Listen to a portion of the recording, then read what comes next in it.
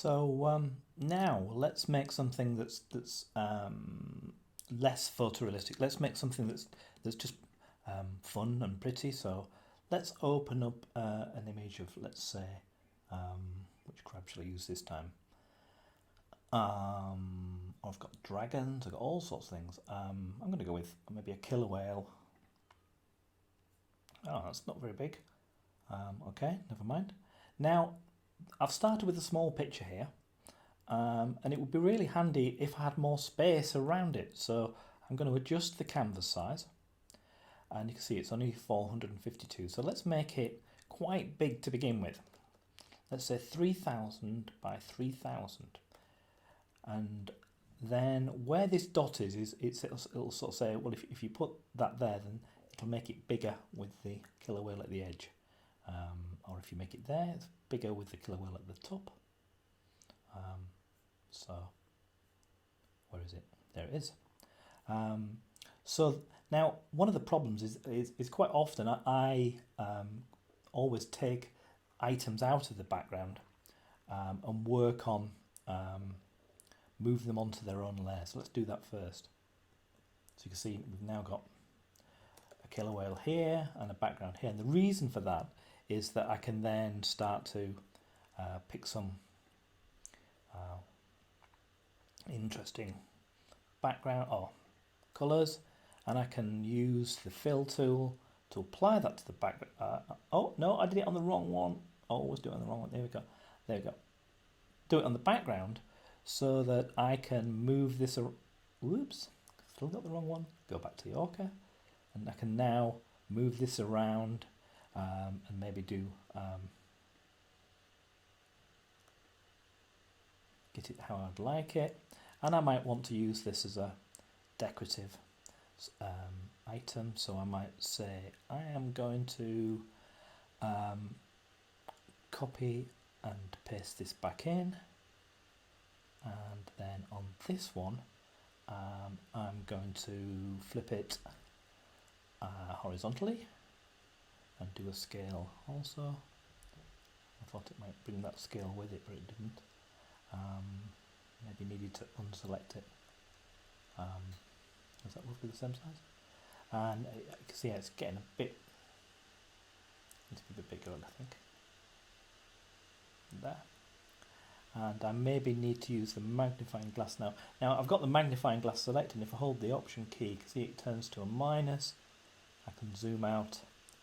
And there is a hand tool for moving the picture around there. So now these two layers are here, and whatever I want them to be on the same layer, I want them to be one thing. So one of the commands that you can do is called merging. So if I merge these layers down, you can see they're now on the same layer, and I might make them just darken the image so that they're on that layer there, or lighten the image, or try all things. I think it always depends on what the image is underneath as to what you get. So now what I'm going to do is bring in other images.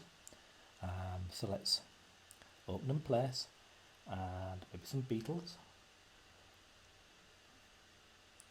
And now from before, remember that we quite often need to rasterize an image when we bring it in to sort of turn it into a regular picture that we can edit rather than a linked one. And again, I'm going to do a free transform. Now at this point, you can see that this has got a white background that I don't want to use, so I can use the magic wand and I'm going to say I don't want it to be contiguous. I want to pick all the pixels that look a bit like white, and you can see it's got a little bit of a, it's missed quite a few, so I need to increase the tolerance to say 60. And I always find this very much a hit and miss process. Deselect. That's better. It seems to be tighter now to the so let's delete that and see if that's what, yeah, that's kind of what I wanted. But especially if I was going to be doing something like this, that might start to look good. but I might change the opacity. I might change aspects of the beetle itself by going to adjustments and playing with any of these. So quite often I might say, well, I want that to be a pink looking beetle, so I can actually colorize it, and that sort of says make all the color. Oh, have I got the wrong layer? Let me just, no, I've got that selected. Oh, I know why. It's because I need to unselect, deselect, and then select the layer, so it assumes it was applying it to the background that I had selected there, rather than when I was deleting the, that does look quite good. So now, when I go to adjustments and hue saturation, that's the most common mistake I make, which is I've selected an area and then thinking I'm looking at the entire image, do some adjustments and can't see anything changing. It's normally, you might even just have one pixel selected.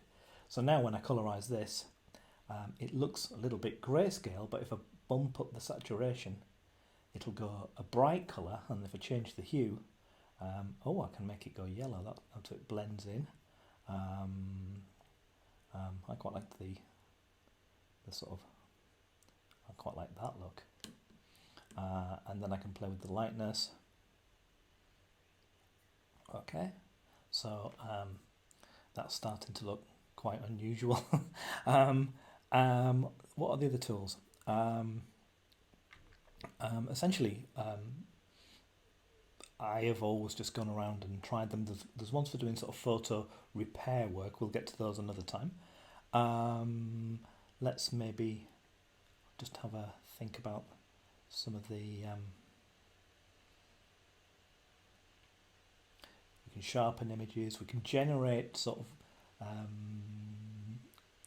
textures. We can add a lens flare to this as if it's been taken, which is kind of funny. Do we have a choice of different lenses which might actually not be able to see, but quite often you get that sort of flash as if something has just been taken. Oh, there we are. There, it was there underneath. Quite like that. So now I don't like the killer whale, so let's maybe do some strange thing. See what we get.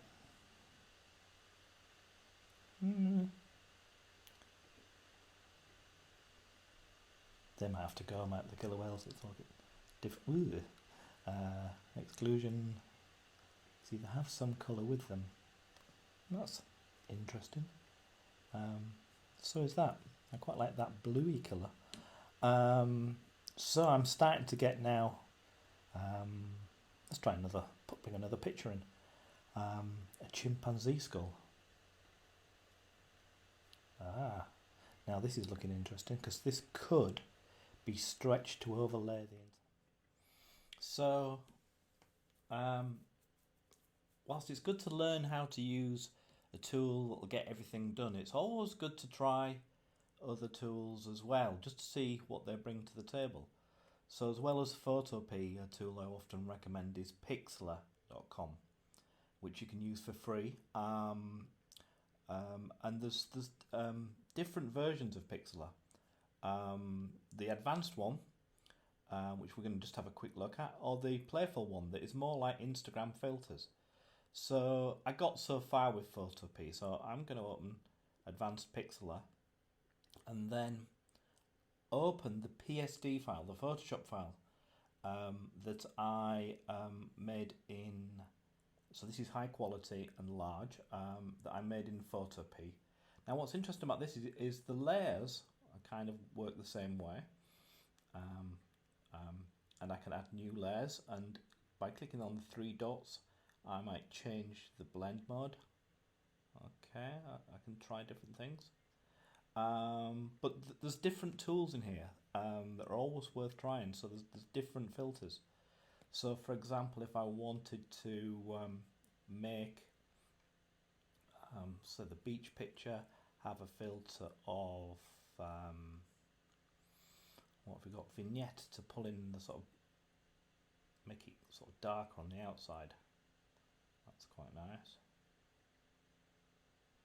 And I might look at this Let's see if there's any different adjustments.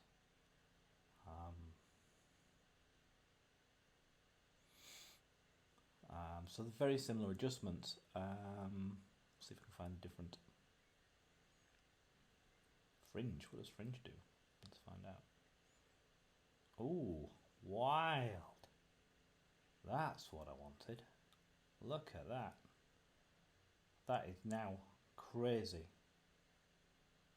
Okay, and I might, what if I wanted the reds a little bit brighter? I've got to take into account the fact, oh, there isn't a blend mod on that. Okay.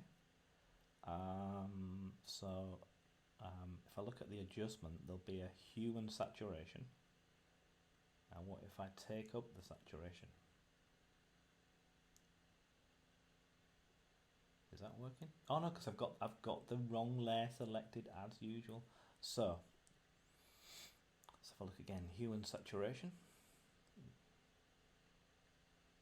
Look at that, it's bringing out more of the reds. Might want it. Yeah, that's okay. What if I change this slightly? Oh wow. Okay, so already I've used Photopea for the bulk of the work, but then just come into another tool to take it in a different direction. So this is looking more crazy. That's almost like fire. So now I'm going to save this, and we can save it now. It calls it a PXD, which is Photoshop compatible, I believe. So I'm going to call this, it was Killer Whale, wasn't it? So I'm going to call it Skull Red Fire, and let's see how's that. It'll take a little while because it's a big file, but I'm going to do the same thing. There we go. Boom. So I've got that. I wonder if that, I don't actually know if that then works in. But now I'm going to also export, or save rather, a version that is a simple PNG file. And I'm going to take the file size down for this to be 1000. So that's, if you like, where all the layers are squished together. So that's there. And let's try out the simpler, playful Pixlr. So I'm going to open an image, and it's that one. It's the smaller version. Look at the difference in size: 63 megabyte or 1 megabyte. So that'd be huge too if you try to use that. Right. So here we are in here, and what we have down this left hand side are much simpler tools. We've still got the ability to add layers, but there aren't any layers left in here. But let's have a look at some of these effects, such as artsy. Oh, night vision. You see, these are all slightly bonkers and probably achievable. I quite like that. Probably achievable in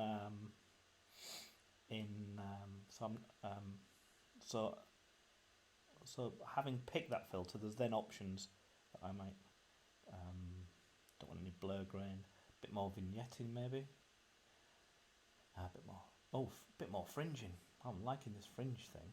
It's sort of like zoom.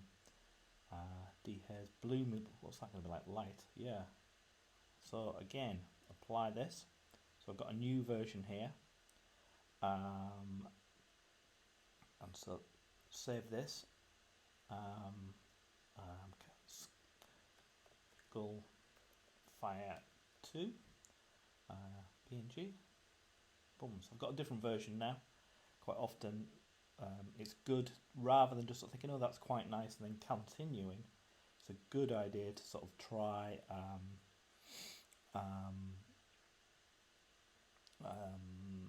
saving versions so that you can actually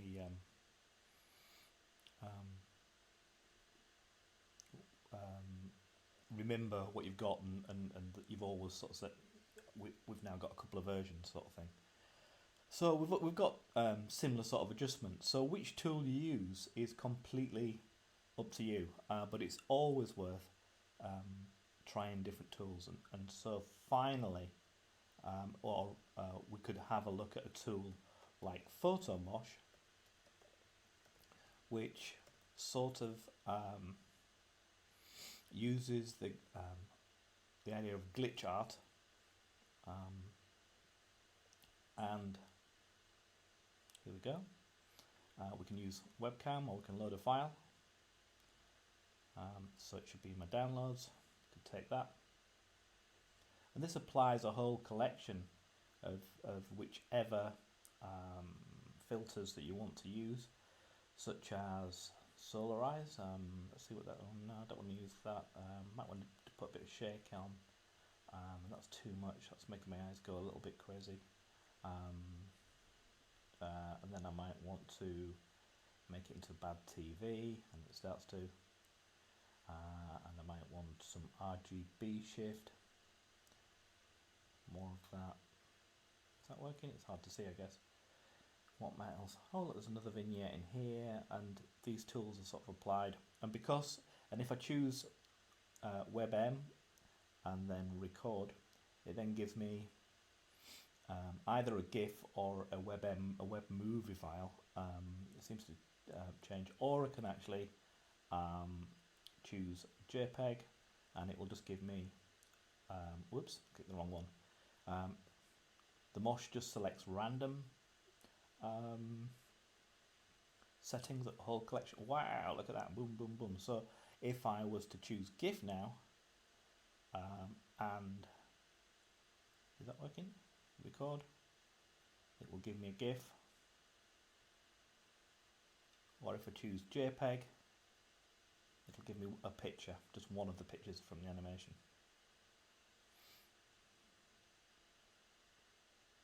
Seems to not want to do that right now.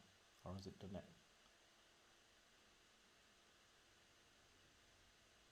Can't get it to work. Click on GIF, click on JPEG, and save.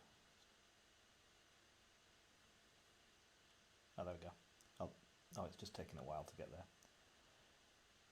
So, yeah, lots of fun to be had by taking your images. I quite like the black and white there, and I really like that as well. And this, again, might not be the end point. We might then take this on into a movie package and add a tint to it. So try lots of different tools and see what you get. See where you end up.